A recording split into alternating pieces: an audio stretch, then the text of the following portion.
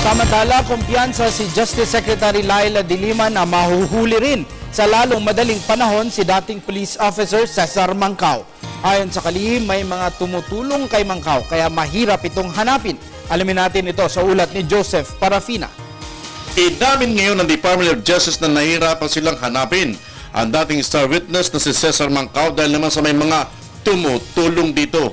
Ayon pa sa DOJ Secretary, lahat ay ginagawa nila para lamang masakot nila sa lalong madaling panahon si Mancao na sa kanilang tingin ay di pa nakalalayo sa Metro Manila. Magaling eh. Magaling siguro. May training. And we are not discounting the possibility nga na may mga tumutulong. Isa na tinutukoy ngayon ng NBI, sino-sino yung mga tumutulong. Sino-sino ang pwedeng tumulong at sino-sino ang tumutulong na ngayon. I don't think he can do it alone, and I don't think his resources would be unlimited.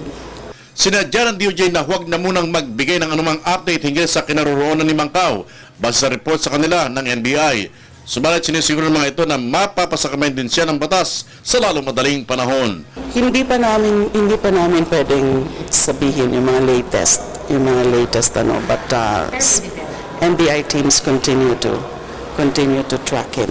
They continue to track him down. Hindi lang natutukoy ang exact, pero continuous pa rin. Para sa Telebisyon ng Bayan, ako si Joseph Parafina.